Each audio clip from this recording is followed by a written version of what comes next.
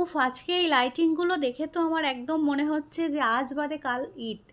কিন্তু না, ঈদের এখনও ৩ দিন বাকি আছে। তো ঈদের আগেই লাইটিংগুলো একদম ঝলমল করছে। আর সোনা পাখিটা দেখো বাইরে গিয়ে কত মজা করছে সাজুগুজু করে। আজকেই ঈদ প্রায় করে ফেললো সোনা পাখিটা।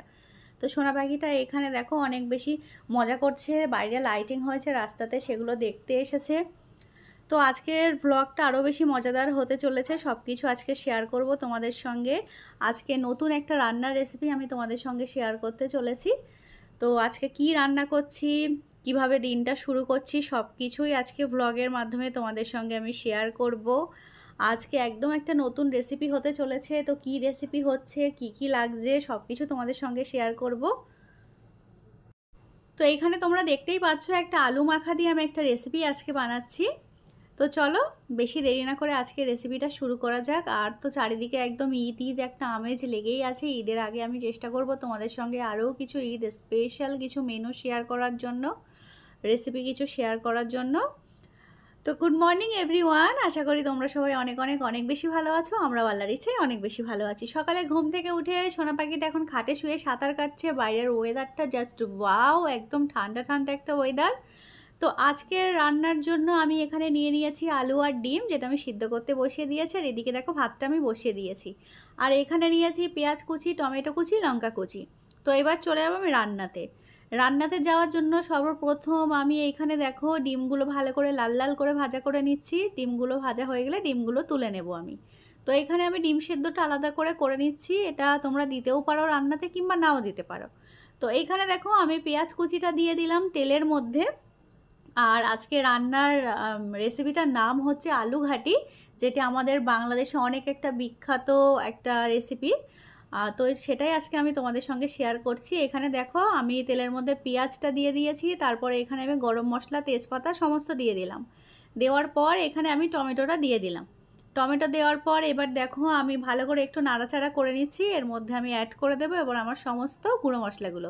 এখানে আছে লবণ, জিরে, হলুদ, মিট মশলা, আমি সব কিছু দিয়েছি। দিয়ে ভালো করে এবার টমেটোটা যতক্ষণ না নরম হচ্ছে, তেল ছাড়ছে, ততক্ষণ আমি ভালো করে নাড়াচাড়া করে নেব। নাড়াচাড়া করার পর এখানে দেখো সামান্য আমি একটু পানি অ্যাড করব। পানি অ্যাড করে ভালো করে আমি টমেটোটা কষিয়ে নেব, কারণ টমেটোটা ভালো করে কষালেই রান্নাটা অনেক বেশি টেস্টি আর ইয়াম্মি হবে। তো আমার সমস্ত বন্ধুদেরকে বলতে চাই, যেসব বন্ধুরা আমাদের ইউটিউব থেকে দেখছো তারা আমাদের ইউটিউব চ্যানেলটা সাবস্ক্রাইব করতে কিন্তু কেউই ভুলবে না। তো আমাদের ভিডিওতে লাইক, কমেন্ট আর শেয়ার করে দিও। তো দেখো এখানে আমি যে আলুগুলো সিদ্ধ করে নিয়েছিলাম, সেই আলুগুলো ভালো করে আমি এখানে মেখে নিয়েছি। শুধু আলুটা আমি চটকে নিয়েছি, আর কিছুই করিনি। তো এখানে দেখো আমার মশলাটা রেডি হয়ে গেছে। এবার এই মশলার মধ্যে আমি দিয়ে দেবো আলুগুলো। হ্যাঁ, যে আলুগুলো আমি মেখে রেখেছিলাম। এই কারণেই রান্নাটার নাম আলু ঘাটি, মানে আলুটা ঘেটে ঘেটে রান্না করার মানেই হচ্ছে যে আলু ঘাটি, তো রেসিপির নাম। তো এখানে দেখো আমি আলুটা দিয়ে দিয়েছি মশলার মধ্যে। এবার বাদবাকি যে আলুটা এখনও আছে সেই আলুটাও আমি অ্যাড করে নিলাম। নিয়ে ভালো করে মশলার সঙ্গে, আসলে এটা বেশি নাড়াচাড়া করা যাচ্ছে না, যেহেতু আলুটা না একদম আস্তে আস্তে হয়ে আছে, মানে জড়িয়ে যাচ্ছে খুন্তির মধ্যে। তো সে কারণে আমি দেখো আলতো হাতে একটু আলুটা একটু ভাজা ভাজা করে নেওয়ার চেষ্টা করছি। তোমরাও চাইলে একটু আলুটা এভাবেই একটু সময় নিয়ে ভালো করে একটু কষিয়ে নেবে। তো কষানোর পর এখানে ভালো করে দেখো এখন আমি খুন্তি দিয়ে চেষ্টা চালিয়ে যাচ্ছি। সুন্দর করে একটু মানে মাখো মাখো করে নিয়েছি। আলুটা বেশ একটু কষানো হয়ে গেছে। এবার এর মধ্যে আমি একটু পানি অ্যাড করে দিলাম। পানিটা অ্যাড করার পর কিন্তু এরকম আসবে, দেখতে একদম এরকমই আসবে, যে একটু মাখো মাখো একটু গ্রেভি গ্রেভি ব্যাপারটা হবে। আর এখানে একদম রান্নাটা এরকমই হবে। তো দেখো আমার রান্নাটা অলমোস্ট কমপ্লিট হয়ে গেছে। এখানে ভালো করে ফুটে গেছে, খুব সুন্দর একটা গন্ধ বার হচ্ছিল। আমি তোমাদেরকে কি বলবো, অসাধারণ লাগলো। কিন্তু রান্নাটা এখনও শেষ হয়নি। ওদিকে দেখো আমার আলু ঘাটি রেডি হয়ে গেছে। আর আমি এইখানে একটু শুকনো লঙ্কা দিয়ে ফোড়ন দিয়ে নিচ্ছি। শুকনো লঙ্কাটা দেওয়ার পর কি হলো, এই যে তেল আর শুকনো লঙ্কার একটা মানে ঘ্রাণটা চেঞ্জ হয়ে গেল, অসাধারণ একটা সেন্ট আসছিল এই সময়তে। তো দেখো আমি এখানে ফোড়ন দিয়ে নিলাম। তো এবার ভালো করে আমি নাড়াচাড়া করে নেব। করার পর আমি এর মধ্যে কি করব, যে ডিমগুলো আমি লাল লাল করে রেখেছিলাম সেই ডিমগুলো আমি দিয়ে দেব। তো এটা তোমরা ডিম ছাড়া জাস্ট এভাবেই তোমরা খেতে পারো, কিংবা ডিম দিয়েও তোমরা খেতে পারো। তো আমি ভাবলাম যে একটু ডিম দিয়েই ট্রাই করি। তো ডিম দিয়ে খেতে অসাধারণ টেস্ট এসেছিল, অনেক বেশি লেগেছিল। একদম সিম্পল একটা রান্না, ঝটপট করে রান্নাটা হয়ে যায় আর খেতেও কিন্তু অসাধারণ লাগে। জাস্ট এটা হলেই হয়ে যাবে, আর কিছু এর পাশাপাশি লাগবে না। তো দেখো রান্নাবান্না কমপ্লিট করে আমি সমস্ত কাজবাজ কমপ্লিট করে নিয়েছিলাম। আর সোনা পাখিটা এখানে বিকালবেলাতে বাবা আমার সামনে বসে বসে খাচ্ছে।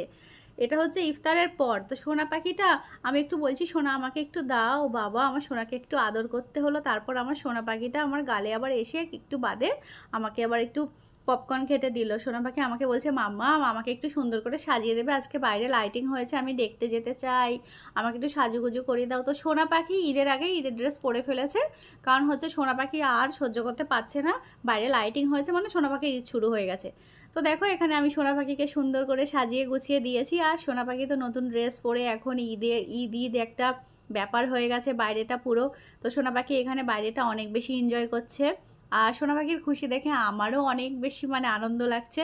আর এখানে সব ছোট ছোট আরও অনেক বাচ্চারা আছে যারাও অনেক বেশি মজা করছে। তো এই হচ্ছে আমাদের এলাকার লাইটিং, মানে এখনও কিছু বাকি আছে, আমি তোমাদের সঙ্গে নেক্সট ব্লগে সেটা শেয়ার করব। আর এই হচ্ছে বাদবাকি লাইটিংটা হয়েছে যেটা তোমাদের সঙ্গে আমি শেয়ার করছি। আর এখানে সোনা পাখির ভাই সবাই এখানে বাইরে ঘোরাফেরা করছে। আর বাড়িতে ঢুকেই সোনা পাখি আজকে যেটা করলো বাবা গো, আমি তো হেসে হেসে পুরো পাগল। আমি তো কি অন্যায় কাজ করেছে সেটা আগে থেকে দেখে নিয়েছি। সোনা পাখি ঘরের মধ্যে আজকে হিসি করতে যাওয়ার আগে হিসু করে ফেলেছে। তারপরে কি করেছে, সোনা পাখি প্যান্টটা খুলে সেই প্যান্টটা ধুয়ে এখন ঘর মুছছে। আমি কত বলছি সোনা তুমি এখানে ঘর মুছছো কেন? বলছে মাম্মাম কি জানি এখানে কি পড়েছে, শুধু চিপচিপ চিপচিপ করছে, সেই কারণে আমি একটু তোমার ভালো করে ঘর মুছে দিচ্ছি, তুমি সারাদিন কত কাজ করো। আমি বলছি তাই? আমি ভাবছি হাই আল্লাহ, আমার মেয়েটা মিথ্যে কথা বলতেও শিখে গেছে। তো খুব ভালো। আমি সোনাকে বলছি সোনা তুমি প্যান্টটা দাও, তোমাকে আর এইসব কাজ করতে হবে না, তুমি অনেক করেছো, যাও গিয়ে হাত ধুয়ে নাও। এখানে তো আমি আর সোনার নানিমা তো হেসে পাগল হয়ে যাচ্ছে, গড়াগড়ি দিচ্ছে।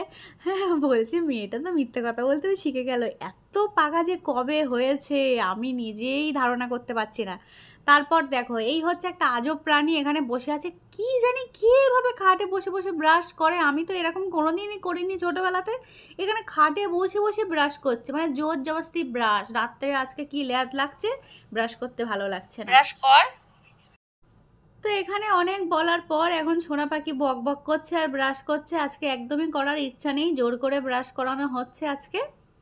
তো ব্রাশ করে নিল সোনা পাখি, গুটগাল হয়ে মুখ টুক ধুয়ে ফ্রেশ হয়ে নিয়েছে। আমি মামা এবার চুড়ি টুড়িগুলো খুলে ফেলো, ঘুমিয়ে পড়তে হবে তো, অনেকটা রাত হলো, এখন বাজে রাত 11:30। এই সময়ও আমার সোনা পাখি ঘুমাচ্ছে না, এখন করছে সোনা পাখি ড্রয়িং, লেখালেখি। আমাকে বলছে মাম্মা আমি তোমাকে লেখা দিচ্ছি, তুমি ঝটপট করে লেখা করো, গুটগাল হয়ে যাবে। আর এই যে ছাত্রী, ও হয়েছে আজকে ম্যাডাম হয়ে এখন ছাত্রীকে পড়াচ্ছে, প্লাস আমিও এখন একটা ওর ছাত্রী হই, তো আমাদেরকে পড়াচ্ছে আর কত বক বক করছে বাবা। মানে ও পড়তে গিয়ে যেগুলো হয় সেগুলো আজকে অ্যাক্টিংয়ের মাধ্যমে আমাকে দেখাচ্ছে। বড় হয়ে মনে হয় না যে অন্য কিছু হবে, বড় হয়ে অ্যাক্টার হবে, বিগ অ্যাক্টার। তো যাই হোক, বড়লোক বড় বড় ব্যাপার।